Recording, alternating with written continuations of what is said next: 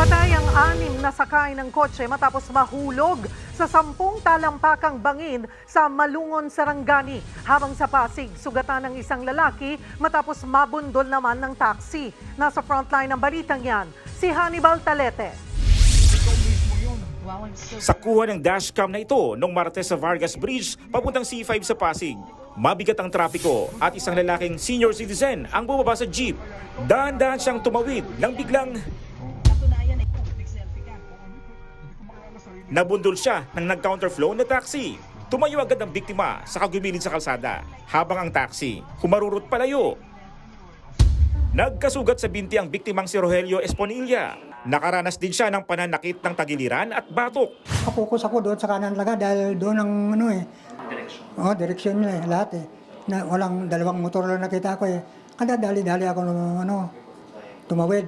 Hindi ko man nakita ang na yun taxi na parating Nalalaman ko lang lumagabog na ako Sa backtracking ng mga pulis, lumalabas na malayo pa lang, wala na sa tamang lane ang taxi at pabilis ang takbo nito. Naplakahan na yan ng Pasig City Police at nananawagan sa driver ito na lumantad na. Sa EDSA Guadalupe Bridge naman, sumalpok sa mga concrete barrier ang isang closed van. Base sa investigasyon, nag-overtake ang driver hanggang sa mabulaga ng mga barrier. Wala namang nasaktan. Posibleng sampahan ng kaukulang reklamo ang driver. Sa Davao City naman, nagkarambola kahapon ng 8 sasakyan sa National Highway sa Barangay Catalunan Grande. Isang jeep, taxi, 2 tricycle at 4 na kotse ang nadisgrasya. Base sa investigasyon, nagsimula ang aksidente sa jeep na nawala ng preno.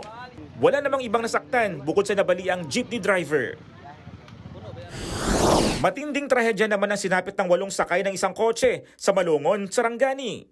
Nag-overtake ang kotse hanggang sa nagdire-diretso sa kanahulog sa 10 talampakan na bangin. 6 kabilang ang 2 bata ang namatay sa aksidente. Sugatan ang 2 iba pa.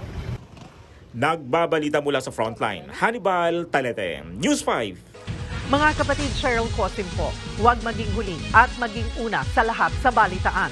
Para sa tuloy-tuloy na talakayang sa Frontline, mag-follow at mag-subscribe sa social media pages ng News 5.